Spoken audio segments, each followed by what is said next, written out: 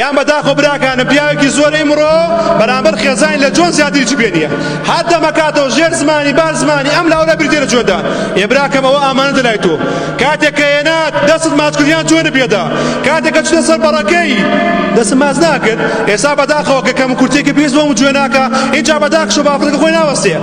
بە خوشکی بە دایکی بە کەسوکاری بە عاشرەتەکەی پورە جێگای شەرمە جوانی پیاوی بەڕێز نییە براکان این پیاوی چاک نییە اینجا ئەو جوێنە سەر زمانی ناوەستێ خوا فەرمێ وەقول للناس حوسنا ئەفەرمێ لەگەڵ خەڵکیە بە جوانترین شێواز معاملە بکە ئێوە خێزانتە خۆ خەڵک نییە ئەوە نزیکترین کەسە ئەوە هاوڕێ ژیانتە ئەوە دایکی مناڵەکانتە ئەوە بەخێوکەری مناڵەکانتە ئەوە خزمەتەکە بۆیە براکانم خوای گەورە کاتێک کە موسای نابەرای فیرعون فەرمی فقولا له قولا لینا ئەی موسا بەرامبەر فیرعون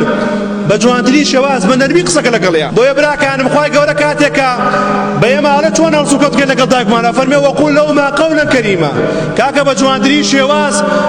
لەگەڵ دایک و باوکدا قسەکە ئەوە خوای گەورە اینجا ئەی بەرامبەر خێزانت ئەی بەرامبەر کەسەی کە خزمەتەکە بۆیە بەداخۆ براکانم یعنی نازانم ئەمە 30 ساڵ 2 ساڵەژی ئەم جوێنە تەواو نەبوو ئەرە تێرە نەخوارد ئەرە ئیسراحەت نەکرد ئەرە نەحەوایتەوە دەبحەوێنەوە یە ژیان هەمی جوان بێت یعنی هەنە کەسێ دوو شەی جوانی پێ نییە بەداخۆ بوانێ پیاو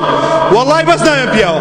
دوو شەی جوانە بێنێ بەرامبەر خێزانەکانە کاکە گیان ڕازیت خەڵک لەگە خوشک و کەس و کار داوا بێت تو خوا ڕازی خەڵک لەگە کچەکە داوا بێت ڕازی نیت ئەی خەڵک چۆن ڕازی بێت و ئەوە ئامانەتێکی دابێت بە ناگرم بەخوا سوکایەتی پێ بکەی